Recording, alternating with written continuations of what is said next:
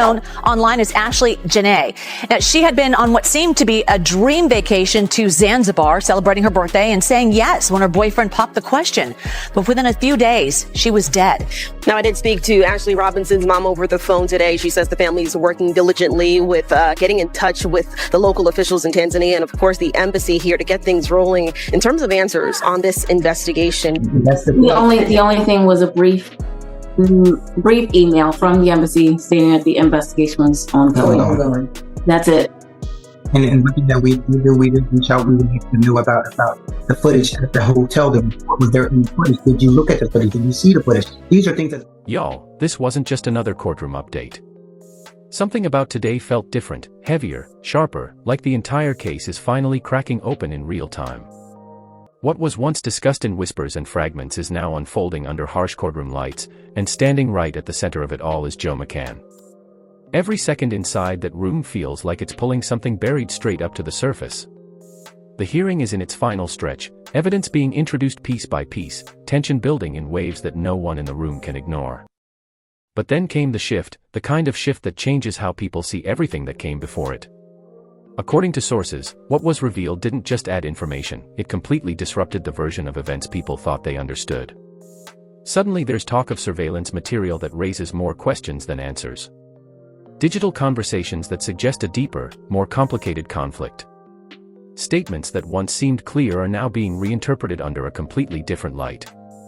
And if even a portion of this is accurate, then this was never the simple case it appeared to be at the beginning. The emotional impact in the courtroom is impossible to miss.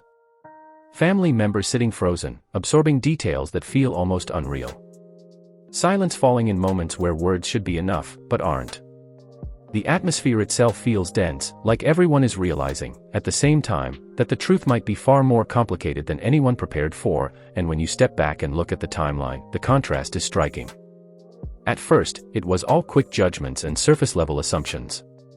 People thought they had the story figured out early. Then came the pause, the silence, the absence of major updates. And now suddenly, everything is accelerating again, but in a completely different direction. Layer after layer is being introduced in court, reshaping the narrative in real time. And with each new detail, the foundation of the original understanding starts to weaken. Because once evidence starts stacking like this, the story doesn't just evolve, it starts to fall apart and rebuild itself in a new form. There are mentions of forensic evaluations, behavioral patterns being reviewed, and deeper examinations of interactions that once seemed insignificant but now carry weight. The scope of the case is expanding beyond expectations, and people in the room can feel it. This is no longer a straightforward narrative. One remark reportedly echoed through the courtroom: if all of this is accurate, then the truth was never fully on the table. And that idea alone changes everything. So now the question isn't just what happened, it's how much of it was ever really known. Because at this point, the courtroom doesn't feel like a place where answers are given anymore, it feels like a place where certainty itself is breaking apart, piece by piece, in front of everyone watching. The case has now reached its final stage of proceedings, and the atmosphere inside the courtroom feels almost unrecognizable compared to where it started. A packed room, heavy silence, and a narrative everyone once believed they understood, now hanging in uncertainty. But then something shifted, because according to reports, what was presented didn't simply reinforce the case, it complicated it. Alleged CCTV footage was introduced to map movements and timelines. Private messages surfaced, hinting at emotional tension that may have never been fully visible before. Even earlier statements are now being re-examined under an entirely different light. And if even part of this aligns with reality, then the case was never as straightforward as it first appeared. The emotional impact is immediate. A family sitting in silence, absorbing every word as it lands with increasing weight. Around them, a courtroom full of people slowly realizing that each detail is not just information, it's consequence. It's pressure. It's impact that shifts the entire tone of the room. Then comes the contrast that changes everything. At the beginning of this timeline, everything moved quickly. A version of events formed early, accepted almost instantly, as if the story had already been written. It felt contained, final, closed. But then came the silence. No clarity, no progression, just uncertainty sitting beneath the surface. And now, suddenly, that silence is breaking apart. Layer after layer of new detail is emerging inside the courtroom, forcing everyone to reconsider what they thought they knew. Because when evidence arrives in fragments like this, it doesn't just add to the story, it suggests the story was never fully visible in the first place. That's where the theory begins to form. Was this situation always more complex than it initially appeared? Were there signs, moments, or signals that were overlooked or misunderstood when everything first unfolded?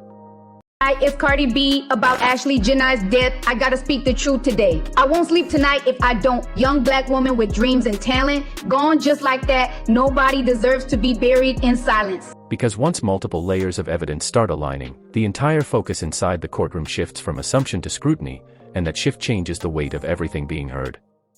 Now what's being discussed is no longer simple or isolated. Alleged forensic indicators are being re-examined in detail, behavioral observations are being reconsidered under new context, and communication patterns are being connected piece by piece instead of being viewed separately. Individually, each point raises questions, but together they begin forming something more structured. And that is exactly what changes the entire atmosphere inside the room. Because at this stage, it no longer feels like a presentation of facts, it feels like a reconstruction of events. A step-by-step rebuilding of a timeline that was once thought to be understood, but is now being reshaped in real time through evidence and interpretation. And when you zoom out, a much larger question starts to emerge. If all of this is only being fully examined now, what exactly was overlooked earlier? Why did the narrative feel complete at the beginning when these deeper layers were not yet visible in court? That uncertainty is reflected in reactions reportedly coming from inside the courtroom, where every new detail doesn't just clarify the story, it makes it harder to recognize. The more information that surfaces, the less stable the original understanding becomes. And now the escalation is impossible to ignore. The silence in the room feels heavier, every statement carries consequence, and every pause feels longer than it should. Because at this point, it is no longer just about what is being said, but about what it means and how it changes everything that came before it. The emotional pressure continues to build. A family sits through every detail in silence, a public watches from a distance trying to connect fragmented pieces, and a courtroom remains suspended in tension where answers feel distant. But questions keep multiplying. And that brings everything down to one central question: is this the moment where the truth finally becomes clear, or the moment where everyone realizes how much of it was never fully understood in the first place? Because the courtroom no longer feels like a place of procedure. It now feels like a turning point that cannot be reversed. At the center of it all stands Joe McCann, as the final stage of proceedings pulls every detail into one unfolding picture. Evidence is no longer just being introduced, it is being tested, challenged, and reinterpreted in real time. Alleged footage is being broken down for timing and sequence, message records are being analyzed for tone and intent, and earlier statements are being measured against new interpretations, and if even part of this reframes the narrative, then everything that came before it must be reconsidered. That realization adds another layer of weight to the room, because this is no longer just about gathering facts, it is about understanding how those facts reshape the entire case. As the layers continue to stack, one thing becomes increasingly clear: the story was never as simple as it once seemed. Every answer appears to generate new questions, every detail adds pressure instead of closure, and every revelation pulls the narrative further away from anything final. So the tension continues to rise, because this is no longer just about reaching a verdict anymore. It is about whether the full truth was ever visible at all, or whether it is only now, under pressure, beginning to surface in front of everyone. It builds pressure toward a single point: alleged footage is now being closely examined for sequence, presence, and timing. Private messages are being reinterpreted for tone, intent, and underlying meaning. Earlier statements are being placed side by side with the broader timeline, creating a comparison that wasn't possible before. And if even part of this alignment holds up in court, the implications immediately become more serious than anyone initially anticipated. The emotional atmosphere inside the courtroom reflects that shift. A family sits in complete silence, while the room around them feels charged with tension.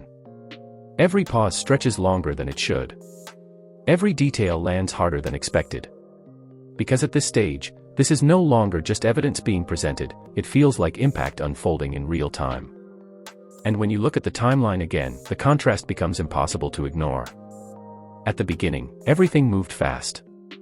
A direction was quickly formed, and a narrative took shape with confidence. Then came the silence, no clarity, no movement, just uncertainty sitting in the background. And now, everything has returned, but in a heavier, more complex form than before. That kind of shift doesn't just raise questions, it raises the stakes. So the theory reaches its peak. Was this always heading in this direction? Was the outcome quietly building beneath the surface all along, waiting for the right moment to surface inside a courtroom? Because once multiple forms of evidence begin aligning in this kind of setting, the narrative stops bending in different directions. It starts solidifying into something more defined, more structured, and harder to dismiss. And that's where the weight becomes undeniable. Now consider what is being discussed at this stage. Alleged behavioral insights, forensic references, and communication patterns are no longer being viewed separately, they are being reconstructed step by step as part of a larger picture. Individually, they create doubt. Together, they begin to create direction. And that shift changes everything, because this is no longer about possibilities, it is about interpretation turning into consequence. When you zoom out, the bigger system angle becomes clearer. If all of this is only now being fully examined, then the question is no longer just what happened, it becomes how long it took to reach this point. Why did the story feel complete before these deeper layers were even brought forward? And why did they only fully emerge at this stage? One reaction reportedly captured inside the courtroom puts the tension into words. This doesn't feel like a surprise, it feels like something that was always catching up, and now the escalation reaches its peak. Every word matters more than before. Every pause feels heavier. Every reaction is carefully noticed, because this is no longer just a case being reviewed, it feels like a moment of outcome approaching. The emotional pressure rises again. A family waits for closure. A courtroom holds its breath. And a story moves closer to its final edge, and as everything builds toward a decision, one final question remains: is this the moment where justice finally takes full shape, or the moment where everyone realizes the truth was always far more complex than it ever appeared? As this courtroom story reaches its most critical turning point, one thing becomes undeniable: nothing about this case feels simple anymore.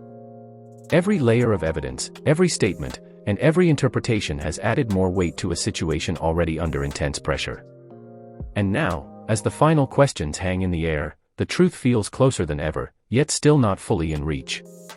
Was justice always moving toward this moment, or is this where everything becomes even more complicated? Drop your thoughts in the comments, because this story is still unfolding. Don't forget to like, share, and subscribe for the latest updates as the truth continues to surface.